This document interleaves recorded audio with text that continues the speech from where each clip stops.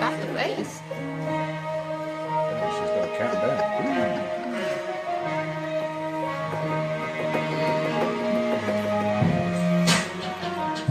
Alright, y'all ready? Okay, you had to cut that down though. Yeah, thank you. Thank you. Y'all ready? Uno, dos, tres. Hey, welcome to this About Time show. I am your co-host, Chuck Beard. I have my other two co-hosts here with me, the Queen. Hi, y'all. And the noble himself, Anton Birch. Hey y'all, party people, I'm having technical difficulties. Excuse me. No, not like what we was having a second ago, though. We were having some real technical difficulties. We thought we were going to have to leave. We exercise to do that. But tonight, we're going to be talking about Black history. And it's going to be a little bit different of a show than what we normally do. Because normally we have a topic that we talk about, we discuss. However, tonight, what I've asked each of my co-hosts to do is to come up with an event or some events or a person in Black history that you don't normally hear about. All that being said, before we get into that, first and foremost, we're going to go to my segment, which is called What the Fuck, Chuck? I don't know if I'm ready. Oh, nobody ever is. If you never watched the show before, if this is your first time paying attention, it's your first time watching, the What the Fuck Chuck segment basically is just where I find some crazy stuff on the internet and I tell y'all about it. And I see what my co-host's commentary is going to be about it. Before I do that though, I just got to thank everybody for the birthday wishes and Happy birthday, all the gifts, cards, calls, text Happy messages, birthday to all old that kind of stuff. Yeah, I turned this past week. And I also got to send a special thank you to Miss Felicia Cotton because she helped to make the birthday very, very special. Yeah. What? Felicia. So anyway, the what the fuck? What's the dude's name on Dave Chappelle? The bomb. Oh, you call me Antoine, that's my name. Yeah, Anton. I like this red ball. Give me wings. This the $50,000 crack giveaway. Yeah. This is a 5 o'clock free crack giveaway. I just made it. Ba ba ba boom. Ba, ba, ba, boom. And that, kids, was the first time I saw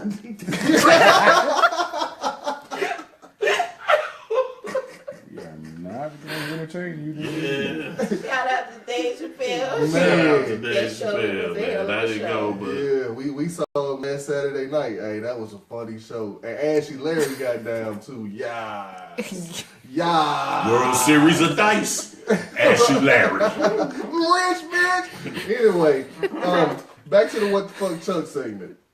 So I was on Facebook this week, and one of my friends put up a post, and evidently there's a epidemic in South Africa where women are just getting raped in huge numbers, right?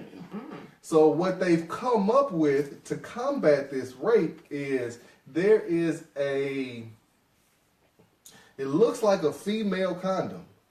And they didn't give it a name. But it looks like a female condom where the woman inserts it inside of herself. And basically on the inside of it, there are like 4 different plastic lines. I guess it's soft plastic. But they have barbs on the end of them.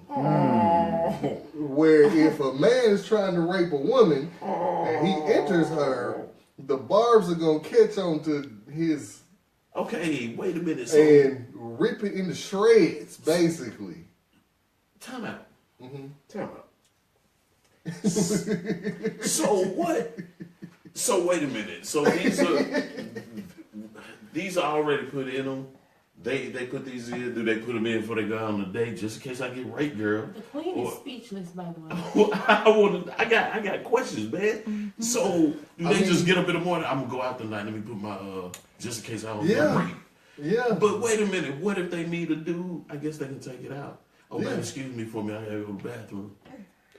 Yeah. Your best bet is not to try to rape women in But South what Africa. if she want to give it to him? That's how Well, you I mean, avoid I'm saying, that if whole she does she situation. get it in? How That does she seems know? like Well, no. the intentional type shit right there. Cause why in the hell is you gonna walk around with some shit like that and you? Well, I mean, I think the statistic was like it's 20 to 100 women somewhere, and there's a big number, a big gap that get raped every day in South Africa. But So they're in large number in huge danger of being raped. And yeah, you're just supposed to put it in and walk around with it in all day long. So, but what if they find that dude? I mean, They should that take dude, it out. I mean, they can take it out. It Okay. works like how a female condom works. just clear it up. Yeah, like they insert it and then they can pull it out. It's not stuck. So I'm gonna get up in the morning. Shit, I don't know. A nigga might rape me today. Yeah, I'm gonna put my shit in. yeah. I just And the way that it works, it has like teeth. Like y'all seen the python teeth where the teeth go inside. So basically, once he gets in and he tries to pull out, it's stuck. So he can't do anything but hurt himself to try and get it out. That's terrible. that's awful. Lee Mosley said, "What's up?" Ralph Harden said, "What's up?" And Sonny Mo, Tennessee, what's up? Sonny Mo. I said, Ralph Harden said he didn't catch that age, sir. Oh yeah, you won't. Travis Upton, what's happening? That's Toby's brother. Oh, okay. What's up, Travis? Y'all lucky y'all got But, give y'all the sound. That to me that don't sound like it's a weapon against rape though. I mean, it can be used for that, but that don't sound like a woman is not gonna sit around and walk around with no shit like that. I'm just You just gonna get up in the morning like, goddamn, man, all right, right today. I She believe put that was shit made in. for the intention to hurt someone on purpose because they like pain. Like that's that domination No, type. Nino I'm just Brown saying, specifically no. told you to let it go. Man, I'm just saying, Nino, leave me alone, man. I got questions. No, I mean, look, it's not because they like if you see the thing, and I didn't put it up because I don't normally do that. But if you see it and what it looks like, no, it's not something that you're gonna use in a random sexual encounter because like it's designed to rip a man's dick Hold up. So when you apart. Well, I guess you're gonna be see, using Nino, it to he be brought mean. this up, man. I can't let it go. So when you go, so when are you gonna insert it? I'm just trying to figure out. Like you can put it in and walk. Like they say, you insert it like a tampon, and you can walk around with it all day long. But you just said it's not something you just gonna go around. But so when do you know to put it in? Right. When do you know? I guess as precaution, you just Are you gonna stop him and say, "Before you rape me, hold on"? I guess that's called what's up, Chuck, because you just ain't gonna never get. How can I let this go, man? He brought this topic up. I do not agree with this shit. So Trish is saying that maybe somewhere in the population. Okay, I get it. In the population where that is heavy, because I've heard like if you go to the Dominican Republic, you know what I'm saying, they're gonna snatch your little butt up and say if you go out by yourself, you ain't supposed to go out by yourself in foreign countries, certain shit like that. So I get it. You know what I'm saying? But at the end of the day, like, I'm not. I don't want that. I carry And around then, a knife. So a then, gun, if it while happened, and you say it's got shit in there, so the nigga can't go nowhere, so you just gonna be laying there with this nigga screaming. Like, You gonna be on the phone with 911. I've been raped. The hell, man. no.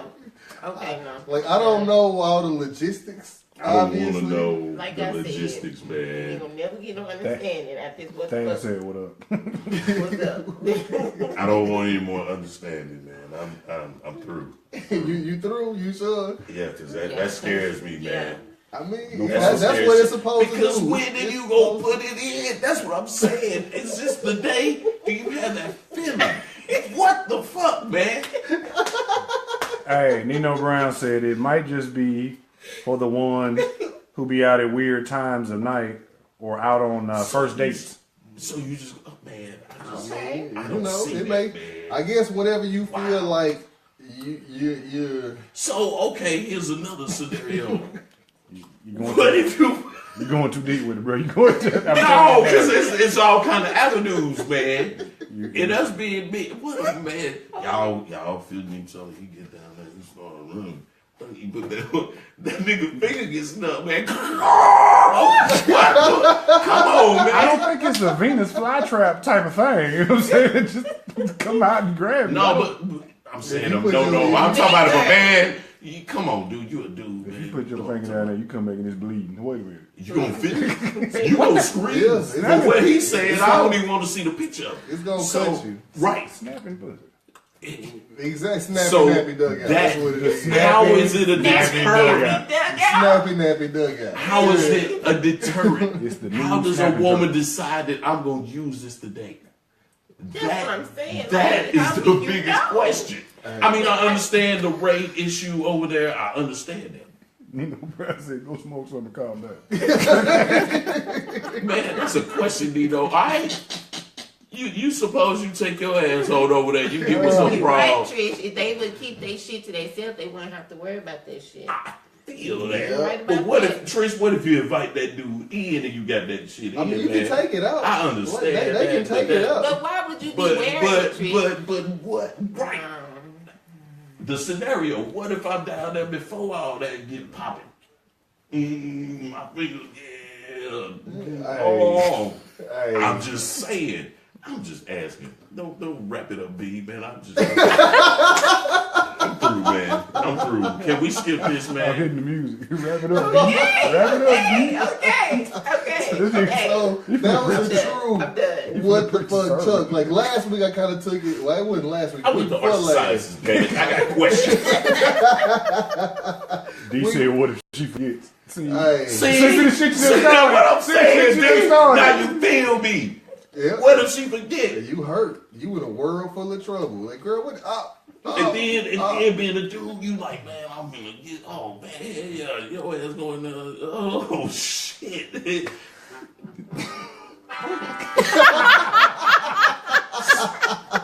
Alright, so we're gonna move past the what the fuck. On that note, Wow. Now that we got the sound effect, and we're gonna go to the portion of the show that's called "Give It to 'Em, Queen." Please, queen, bring me down. I'll bring you up. Something. Well, I was going to talk about Miss Elizabeth Warren. All right. If y'all don't know who Elizabeth Warren is, she read a letter. Let me say this. She read a letter by Coretta Scott King, whom passed away. But this letter came out in the 80s. And the letter was about Mr. Sessions. Who's now our Attorney General? Who was up for, what he was up for, Supreme Court or No, it was the Attorney General. attorney, back then, no, in 84. Oh, yeah, it was a federal judge. Federal judge. Yeah, it was written in 84. She was trying to go up.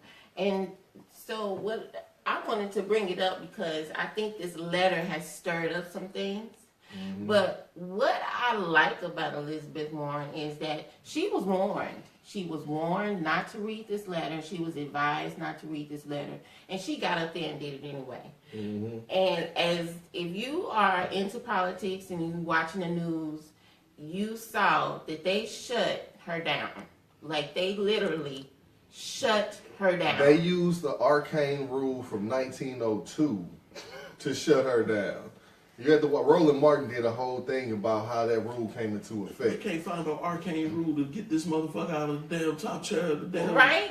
I mean, damn. Okay. Like, it's like they digress, picking man. and choosing, which if that's the case, that's Yeah. always anyway. But I appreciate this woman. Like, I almost admire what she did. You know what I'm saying? And I think a lot of us need to stand up like she did. You guys need to read the letter. The letter is very lengthy. I'm not going to read any of it. But you can go back and read the letter. But I just wanted to bring her up and say that this letter is not the end of it. I think it's more coming out. And they shut her down because they know that it's more coming out, and they know that it's more to be said. But the underlying tone is sexism because the very next day, Yep. the male counterparts got up and they read the letter and they allowed it. Mm-hmm. Yep. I mean, Well, what happened was all the Democrats in unison got together and said, we're going to continue to read this letter and each read this letter since you wouldn't allow Elizabeth Warren to read the letter. Right. So, like, they were just like, okay, we can't kick all the Democrats out. So we're going to have to allow somebody to read it. And it wound up, I think Bernie Sanders was the one that read it. Bernie Sanders was several of them. Yeah. Mm-hmm.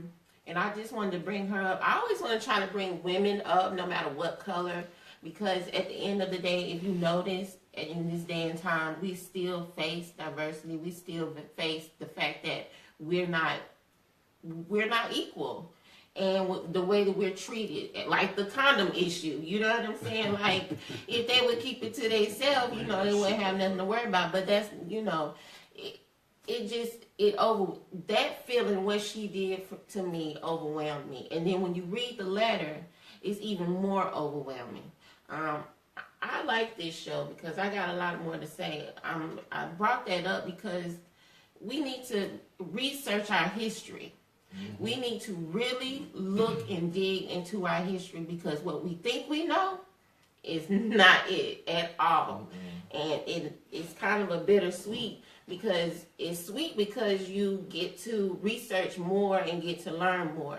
But it's bitter because you're mad, because you like, all this time you trusted these people that was telling you and teaching you these things.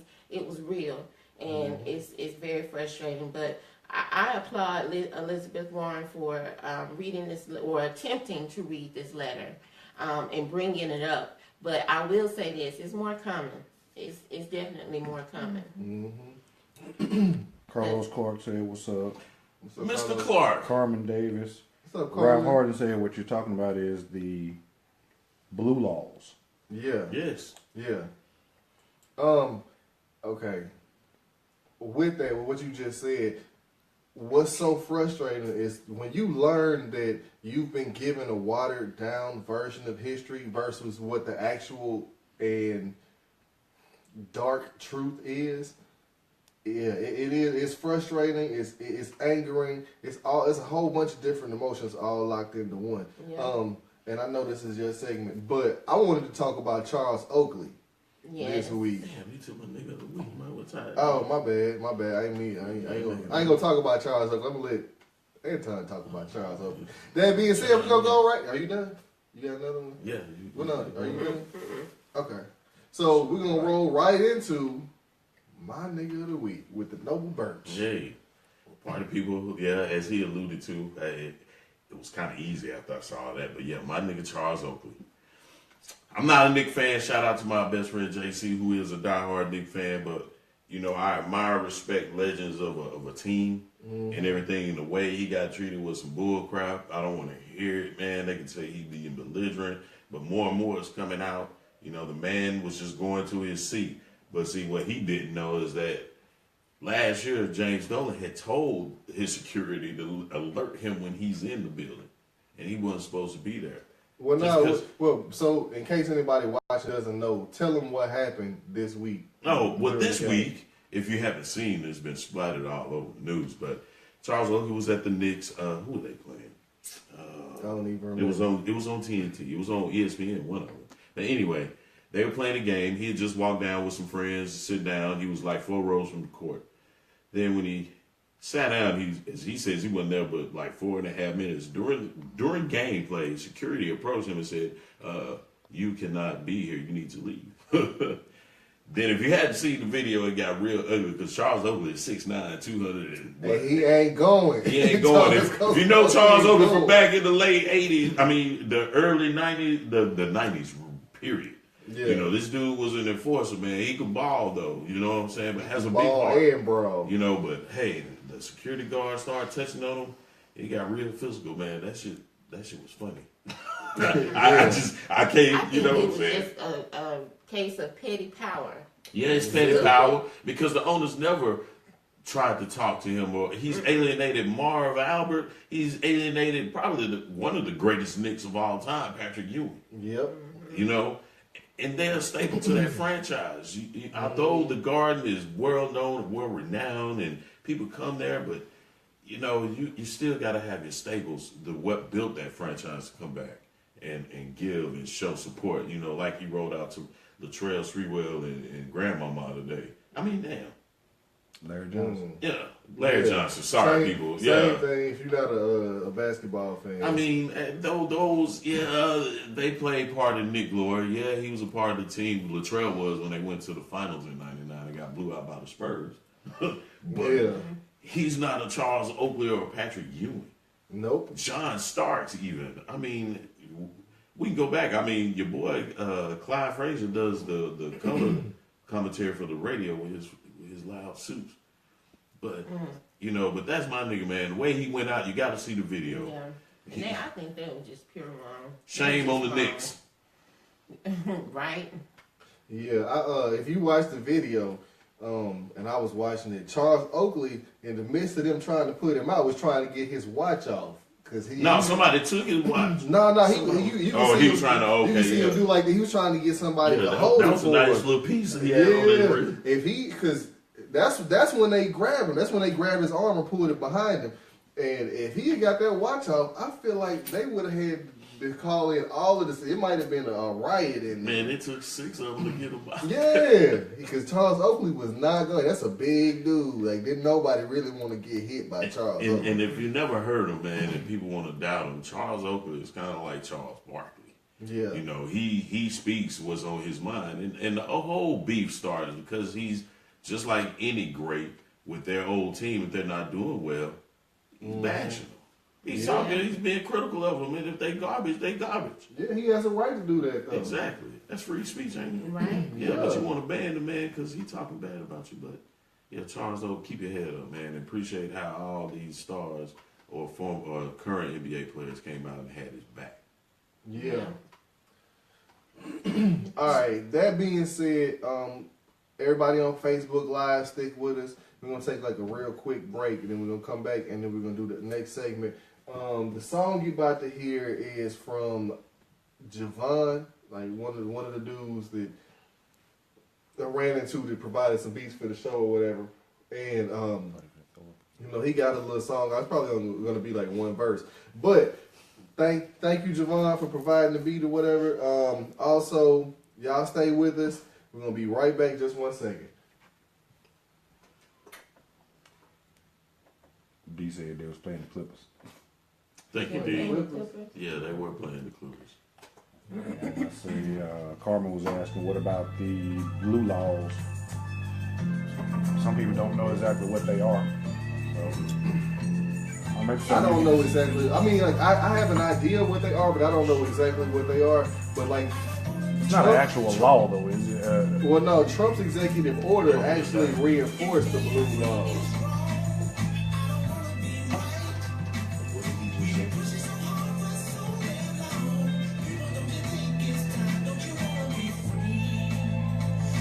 Who we got watching?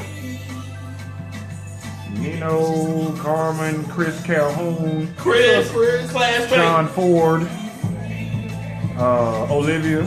Get it. Oh, okay. What's up, Miss Olivia? You said John Ford. Sean. Oh, what's up, son? CC Good. What's up, Kiana? Dad. What up, Dad? Need to come over here and holler at us. And now the infamous Colt Seavers. What? Be Angel. Colt Seavers! Yeah, we on break right now. Dwayne Crowder just tuned in. That's my cousin right there. What up, Dwayne? Hey, that dude got a lot of knowledge, man. Y'all need to check his Facebook page out. Dwayne Crowder, Crowder. Carmen says she knows what the blue laws are, and that wasn't the case with Warren. No, I mean, okay. Did y'all hear the story about how that law came into being? Like, what happened was the law that they used against Elizabeth Warren was a law from 1902. I said that right. But what happened in 1902? It's this racist ass senator from, I want to say, Mississippi or South Carolina, something like that. Anyway, he gets up in the middle of Congress and it's like, no nigger's ever been equal to me. No nigger needs to do this. No nigger needs to be sitting in this place right here. And if he comes in here, we should have a right to shoot him.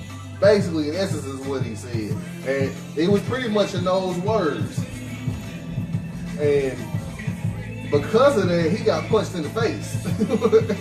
So, in order for them to not have violence on the Senate and the Congress floor, they made this law up. And it was designed so that, you know, violence didn't break out. However, with Elizabeth Warren's case, they used it to silence her, which is unprecedented, basically. And that's the only time it's ever been used.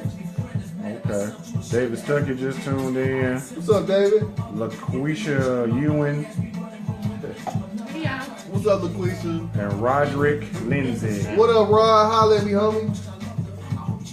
And Carmen said blue laws are like no liquor on Sunday and stuff like that. She's not moving the rule of Elizabeth Warren. And D said, hey, no eating chicken gives us on camera. Hey, eating chicken. She nice. I'm eating shrimp. Man, she finna. Man, we already got iffy electronics in here. She almost knocked the whole thing out. You got your first one you want to talk about for Black History? Or is it just okay? Alright, cool. I got my name too. Okay. Kilolo Prater is watching. Friend of mine. Okay. What's up, Lolo? Alright, We finna start talking about Black history. Y'all, who y'all Black history heroes? Velvet Jones. Really? Black Dynamite. Really?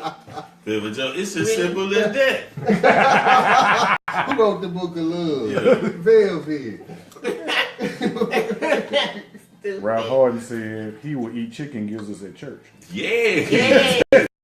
Yes. My man. Yes, with some hot sauce. Right. Y'all know who that is, So Ralph. Ralph. Right? Remember Tennessee used to live in stuff?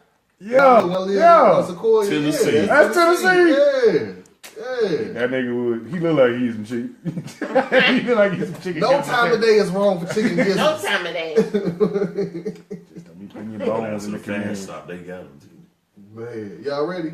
Hit it. Alright, we're gonna go to the queen first, and then we're gonna do. Y'all got me. Ladies first. Okay. Okay, well, I mean, we can do Anton. You want to do Anton first?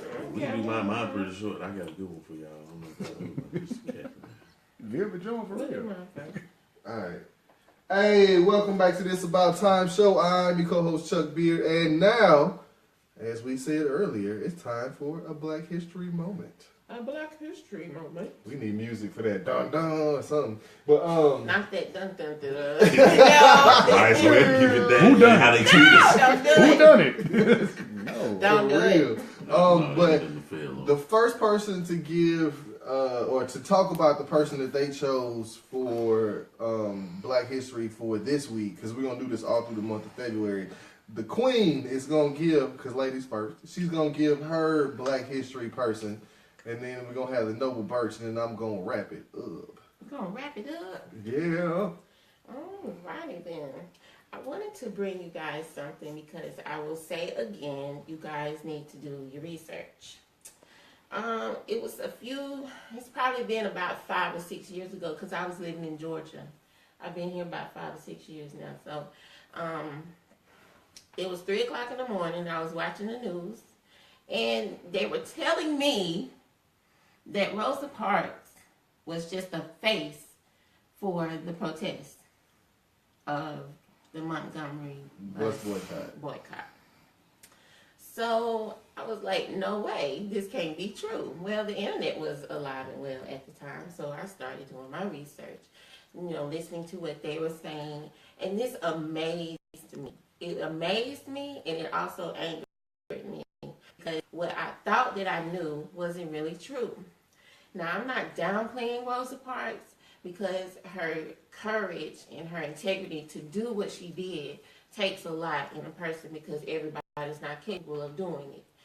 Everybody's not capable of standing up for what they believe or don't have the courage. So I really salute her.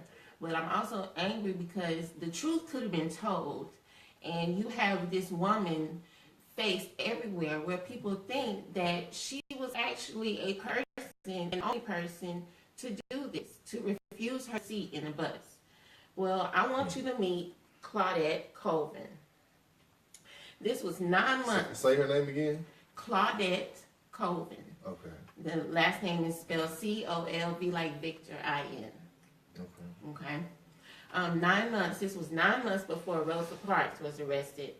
Claudette was 15 years old in 1955. She was a student at Booker T. Washington High School. And because her parents didn't own a car, Claudette depended on the city buses to the school. So she was a member of the NAACP Youth Council. She was learning about the civil rights movement in school. Now, on this day, March 2nd, 1955, she was going home from school on the bus, and she sat down about 2 seats away from an emergency exit in the colored section. It was said that if the bus became so crowded that all the so-called white seats in front were filled and a white person was standing, any African American was supposed to get up from these seats and move to the back and stand if there were no free seats. So when a white lady who got on the bus was left standing, the bus driver demanded Claudette and 3 other black ladies in her row to move to the back. The other 3 moved, but a pregnant black lady, Ruth Hamilton, got on and sat next to Colvin, which was Claudette. The driver looked at them in his mirror and said, "Both of you need to get up." The lady that was pregnant that was sitting next to Claudette, she said, "I'm not getting up." She said she paid her fare and she didn't feel like standing. So Claudette told the driver, "Well, I'm not getting up either." So the bus driver says, "If you're not getting up, I will get the police." And the police came and convinced the black man sitting behind the 2 women to move so the pregnant lady could sit. But Claudette still refused. So the police forcefully, got her off the bus. Now this sparked some actions with the civil rights movement leaders. But Claudette was young, she was dark-skinned, and she was pregnant. Well, she wasn't pregnant at the time that the incident happened, but shortly after the incident happened, she became pregnant by a married man. Mm. Keep in mind, She is only 15. Well, folks were doing dirt back in the day. So the civil rights leader thought Rosa Parks would be a better face for the fight. They sent Rosa to a Tuskegee College for protesting training and public speaking. 9 months later, Rosa Parks staged the same incident in order to take the case to court, which became the case Browder versus Gale.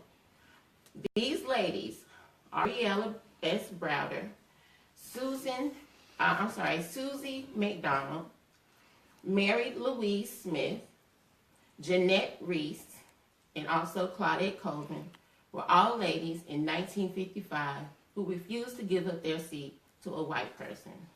They were all included in this case. So I wanted to just bring that up to people because it shocked, I'm not going to say it shocked the shit out of me. Because I'm surprised that this wasn't the truth.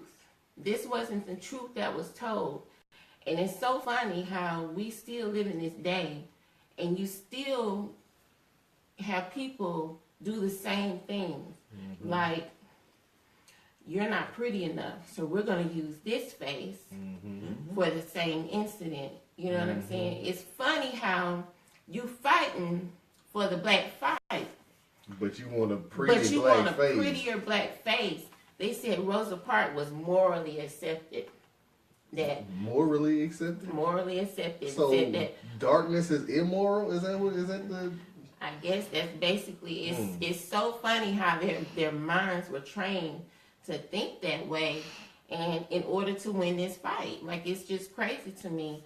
And it's crazy to me how our children believe that Rosa Parks is the only lady that did this. Mm-hmm. And really, she didn't, I mean, like I said, don't get me wrong, I salute her courage. But how come these women's stories are not being told? You have hidden figures. Read the book. Not only watch the movie, read the book. So we're going to be bringing all of this up throughout the month.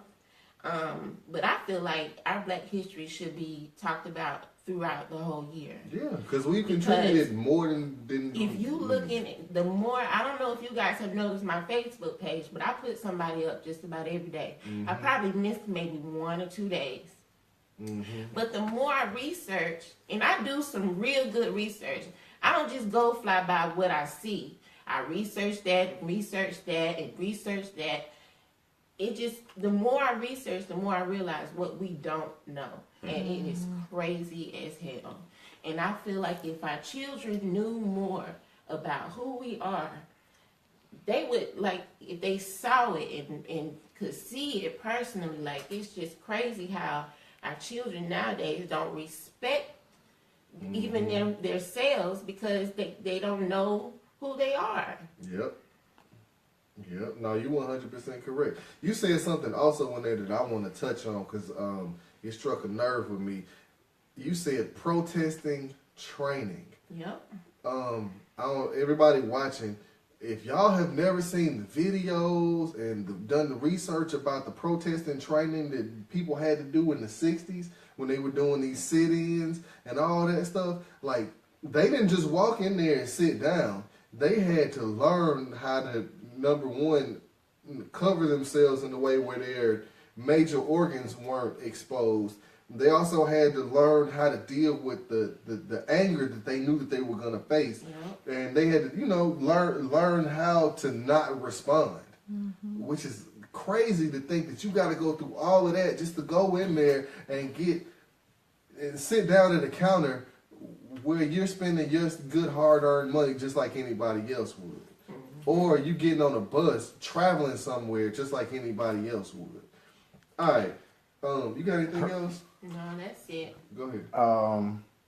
Crowder said that's the effects of Willie Lynch.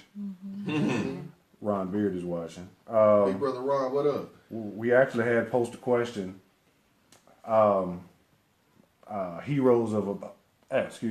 Heroes of Black history. Who you got? Okay. Felicia Cotton put on here. Hold on, where did it start? Dr. Wheeler retired. Emma Wheeler, yeah. From her administrative duties at Walden Hospital in June of 1953. Walden's doors permanently closed on June 30th of 1953, exactly 1 month before its 38th anniversary. On September the 12th of 57, Dr. Emma Rochelle Wheeler died at Hubbard Hospital in Nashville, Tennessee at the age of 75. 5 years after her death, Chattanooga's newest housing project would be named after and dedicated to the memory of Dr. Emma Rochelle Wheeler. Shortly after the wedding, the Wheelers moved to Chattanooga, where for the next 10 years, they would practice medicine in an impoverished, segregated Black community in the city due to the high mortality rate of African Americans in Chattanooga.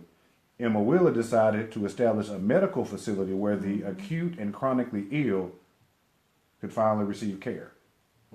So that's a little piece of Chattanooga, Black history for Chattanooga as well. Facts. Yeah. I got one more. It's from Erica Payne Krause. Yeah, Erica. What's up, Erica? She's in Texas. She says, I don't have a Black history, but one of my Black friends and I had to school my hubby on why Black people do hair and keep hair products in the kitchen. So that's the only sink big enough in the house to be watching all that hair. Anyway, we there you go. We gonna move from, what was her name? I'm sorry. Claudette Colvin. That was it, right? Yep. And we're gonna go to Anton's person because I don't know who everybody chose, but we're gonna go to Anton's person. I don't have anybody, just that did a movement or what have you, but I just like to dig and do different facts, and I guess this piqued my interest because me, in my Navy background, being on submarines and dealing with nuclear power, the gentleman's name is Cordell Reed. Cordell Reed's a native of Chicago. He was born March 26, 1938. Mr. Reed developed improvements to the methods of producing nuclear electric power. According to the Black contributors to Science and Energy Technology, U.S. Department of Energy, Cordell Reed is the vice president of the Commonwealth Edison Company of Chicago. He's in charge of nuclear licensing and environmental activities. Cordell Reed has been with the company since 1960, started as an engineer assigned to the design, construction, and operation of coal-fired generating stations. In 1967, he transferred to the nuclear division with the task of developing more efficient and productive power plants. In 1975, Cordell Reed was appointed manager of the nuclear engineering department, where he headed a group of 75 engineers who were responsible for the engineering design of all nuclear projects. In this period, Commonwealth became the nation's leading nuclear utility. Currently, the company has 7 nuclear power plants in operation, capable of producing more than 5 million kilowatts of energy, and is constructing additional units with a capacity of 6,600,000 kilowatts. So he's a nuclear physicist. Yes, that's Cordell Reed. Wow. Short and sweet. But I try to give you something to stimulate your mind, Craig. Yeah. That's what's up. Carmen Davis also said Dr. Wheeler also had a nursing training program and an insurance program. I remember that. I didn't know about the insurance, but I knew about the nursing training program. I didn't know about the insurance program. All right, so all that is going to lead to the last person, which is my person, and I chose Marcus Mosiah, M-O-S-I-H, Garvey. All right, if y'all are not familiar with who Marcus Garvey was, he's one of the leading figures and one of the most influential figures in Black history. Marcus Garvey actually was born in August in 1887 in Jamaica, and he was born the son of a former slave, and he was educated in some of the best schools, and which was where he experienced his first bouts with racism, because he was educated alongside Caucasian individuals. And 1907 was when he first started becoming an activist, because he went to a printer strike. Evidently, they weren't printing enough news about what was going on in our community, so he went on strike with them. So then in 1912 to 1914, he studied at Birkbeck College in London, returned to Jamaica in 1914, and started the United Negro Improvement Association. If y'all don't know what that is, please go look it up. United Negro Improvement Association, right? 1916, he moved to New York and because the UNIA was actually in Jamaica first, and in 1916 he moved to New York and brought it to New York, right? And also, during the day, he worked as an editor for a newspaper. At night, he would stand on the street corner and do speeches, and he started getting people to follow. And then, actually, in 1916, he began touring the United States and speaking to different crowds. Largest crowd, I think they said, was 25,000 people. And, we talking about 1916. This is not modern stadiums and things like that. But he's standing in front of 25,000 people giving speeches on Pan-Africanism. Then May 1917, that's when the UNIA was opened in the United States. And the UNIA basically promotes social, political, and economic freedom for Black people. It also promotes the Back to Africa movement. Marcus Garvey wanted to get ships and start returning Black people start taking Black people to Liberia. Liberia is a country in Africa that was formed by former slaves of the United States. Do your research on Liberia also. I started to do that as well today, but do your research on Liberia. In 1919, the membership of the United Negro Improvement Association grew to over 2 million people. So this is 2 years later, basically. You got 2 million people as part of this organization, right? And then in June 1919, the Black Star Line was started. If y'all are unfamiliar with what the Black Star Line is, please go research it. Basically, it was a line of cruise ships that the UNIA purchased. Marcus Garvey was the president of the organization.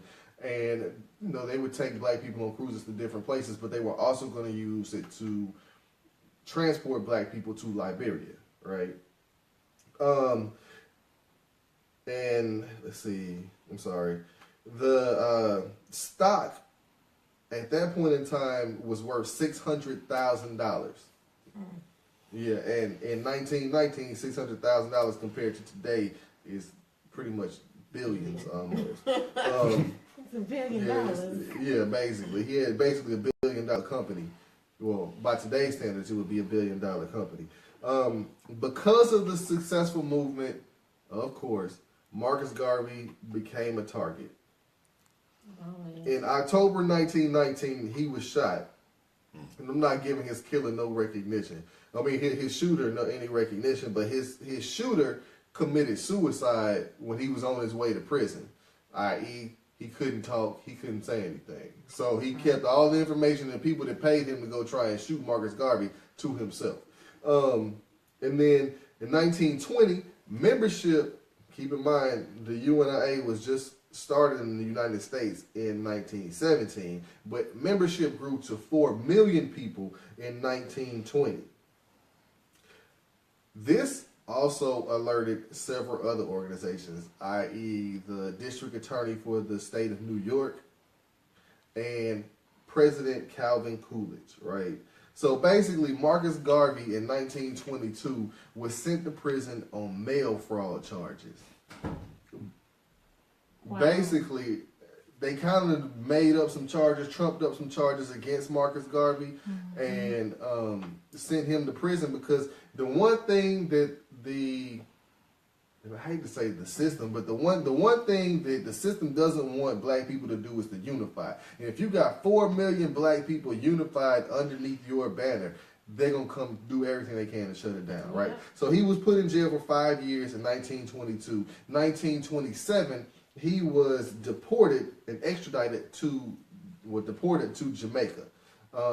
He was told by Calvin Coolidge he could no longer enter the United States, right? Marcus Garvey died June 10th, 1940, while he was in London. And because of World War II, they would not allow his body to be transported back to Jamaica. However, 20 years later, his body was transported back to Jamaica. When it did, they had a celebration, and Marcus Messiah Garvey became Jamaica's first national hero. All that being said, Marcus Garvey was influential because what happened was he had about 4 million black people in the United States, in the Caribbean islands, ready to pack up their stuff and walk away from this country. What would have happened is the whole country would have become bankrupt. To send out all those ships, the country would have gone bankrupt because they wouldn't have had enough laborers to work in the fields and in the factories and places like that where they were needed. So, if that happened now, yeah. If all the minorities, not just the blacks, if all of the minorities just walked out of the U.S. right now, they'd be shit. Yep, exactly. I mean, and like when you start hearing Donald Trump and all these other people say, we need to send these niggas back to Africa, or we need to send the Mexicans back to Mexico. This country, them using that rhetoric means this country would be bankrupt in less than 24 hours. Our dollar would collapse. Our economy would collapse. So if you think that you're not needed, if you think that your voice is unnecessary and unheard, Marcus Garvey is proof that you are a necessary component to this country. Yeah, despite the fact that they're going to try and devalue who you are, Marcus Garvey proved that you are valuable. We got any comments, anything like that? No, everybody's tuning in, hanging on to every word, bro. I just hope it encourages y'all to research, like what you have learned and what you know, the basics. I don't plan on reading you basics. We all know about Martin Luther King, Malcolm X. And we're not talking about them. We're not going to talk about them. That's not what Black History is about. And I hope that we can continue this, but because it's serious. It really is. Yeah, it's needed. It's necessary because so many people don't know the other people that struggle. Martin Luther King wasn't the only person that struggled for freedom and equality in this country at all. Harriet Tubman ain't the only person that Harriet helped free Tubman slaves, is not Sojourner the only Truth. one. Yeah, I mean, and this is what people don't tell you, don't show you. In order for Harriet Tubman to free slaves, in order for in order for Martin Luther King Jr.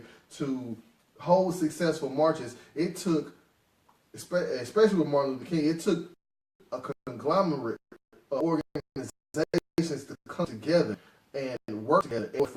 And with Harriet Tubman couldn't have made it from here to Canada without having the help of somebody else. Because if you running through the woods from here to Canada, you're going to be exhausted by the time you get to Kentucky. Underground Railroad. Yeah, that's a long way. Yeah, exactly. Exactly. So they had houses, they had a network of people, a network of places. So I mean, when we hear about one person, please know that. We also think in this country that people are self-made. There's no such thing as a self-made person that is successful. Your success came off the back of whoever helped teach you, whoever helped you learn. I think that's a staple of the black community, that they believe that, and it's unfortunately that they think that we don't need any help. Everybody, why you think, if you don't believe in the great, I believe in God, why you think God created us? Why do you think we have more than one? If we were self-made, would nobody else be here? Exactly. Period. Like, we gotta have somebody else, no matter what the venture may be.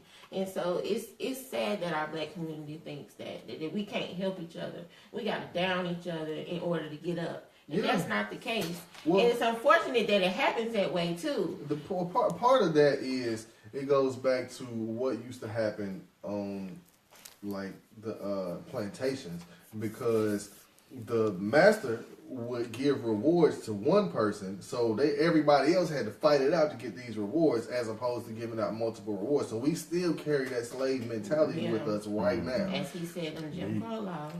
Coach Seaver said Adam Clayton Powell Jr. beat them at their own game. Yeah, he did. He did. Yeah, y'all. Adam Clayton Powell Jr. Y'all need to research him. Also, hopefully next week B is going to be a guest on the show, because the person that I'm going to talk about is A.G. Gaston. I'm going to let y'all do your research before we get to that. But look up A.G. Gaston. He was in Birmingham, Alabama. One of the greatest business minds that's ever walked this earth. All right. All that being said, we're going to go ahead and wrap this show up.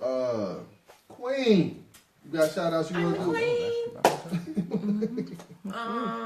No, shout out to the boys. Quinn is at home resting. He had knee surgery. Yeah. But he is doing better. They already started on therapy, so he good. That's what's up. Shout out to Chris too. You got it. And shout out to my cousin. It's his birthday. Oh, Portia's birthday too. Happy birthday, it's Portia's Portia. birthday. Happy birthday, Portia. And we love you, Aunt Zora. We love you so much. Thank you for your present. You are just as beautiful as you want to be, and I love you so much. That's about it. Okay. Square. To the little RGB, as always. Baby. To all the working people, get your grind on. Keep your head up. Alright, I'm gonna do my shout outs now. Number one, shout out JL Studios, John Lindsay, best tattoo artist in the Chattanooga area. Y'all want to get a tattoo? Come on up. John can take care of you. You've seen any of his work on Facebook, because he posts pictures all the time. But he does excellent work. Also, got a shout out the Urban Voice. Jermaine Harper is the owner, publisher, editor of this paper. Happy birthday to that young man, too. Yeah, Jermaine's birthday was on Friday. Happy birthday, Jermaine. I didn't know that. Yeah.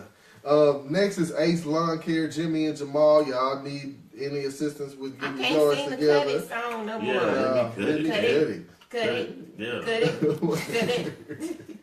Next is Barber Kings down on MLK. What's up? I might come down there because somebody over there motivating me to cut this hair out, man. I'm just telling you. Don't do it. Don't do Okay, it. right. And then Menlo Park Grocery Store, the homie Sean Daniels, if you're in the greater area, What's up, just Sean? go spend a couple dollars with him. And my last shout out also was going to be to our aunt Zora. Yes, This we love is you dearly. a woman. She's 89 years old. Yes. Yeah, she would be 90 in the fall. She has been diagnosed with cancer, and y'all pray for our family because a lot of our cousins are up in Detroit with her right now because they Y'all be safe. Yeah. We love you. We love Aunt Azora. And I tell you what the blessing is with our Zora and me and cousin just talking about it is she's lived to see her great grandchild be born. Wow. So she's seen 4 generations of family. She was actually singing to him. That is amazing.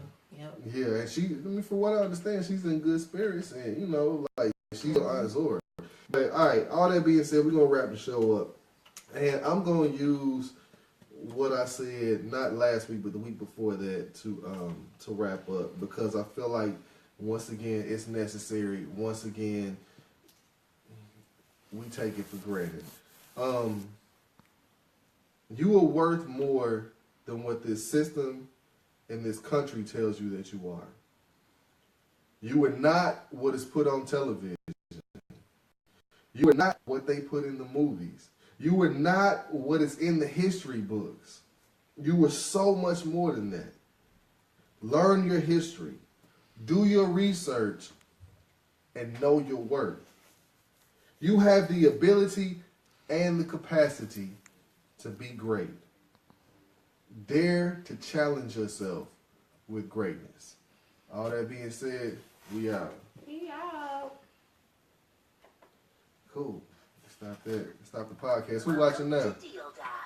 Still got everybody still tuned in. Okay. Appreciate y'all for tuning in. Hey, also, I apologize. I didn't say this, but we need y'all to like the It's About Time Show Facebook page, like the It's About Time Show YouTube page, and then also share the video because what we're trying to do is just grow this show. And if y'all could help us in growing the show, that would be tremendous because it's gonna take all of us. Like we are not here to do it all by ourselves. Like what we just said, there's no self-made people.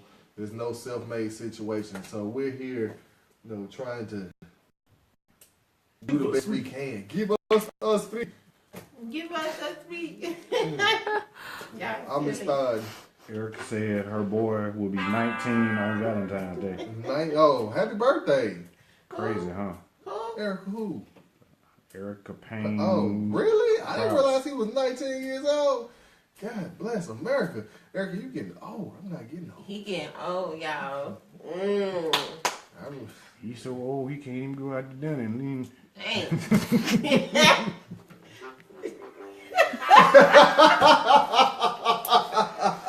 And we out. Yeah, I was gonna cut this fool up. So get the old dude off TV before he fucking ran. And Nino said, go on, let you start drinking something. Nino said, he said it's time to drink. He not even gonna come. D gets the gone. You don't even see what's back behind the table, D. That's the thing. It's an adult energy drink. For that to go off again. Y'all do it. He said it's gone. Hey, appreciate y'all for looking. Appreciate y'all for listening. Appreciate y'all for watching, man. Thank you so much for tuning in. Jared Mitchell, what's up, boy? Jared Mitchell, what's going Pee on, sir? Wee. P double. William what's up, McGee. Pee Wee? What's going on, sir? Pee Wee. How's everything out in the P CA double. side? I know Class it's cold mate. in Chicago. Is Pee Wee gone? Yeah. Yeah, he anti-classmate. P double. How to see old Carlo Clark? That's what I'm saying, Mr. Clark. Is he still tuned in? I didn't do that, so. Oh. Tuned out. Wow. You been sitting in the room with us and gone. What you drinking over there? It's none of your damn business and all that. That You nigga stay out of my personal affairs. He drinking hunch punch and finna go home to himself. I'm gonna leave that one. Let me see if I'm available. He's finna go molest himself. Go ahead, you cut the live feed, Felicia. Thank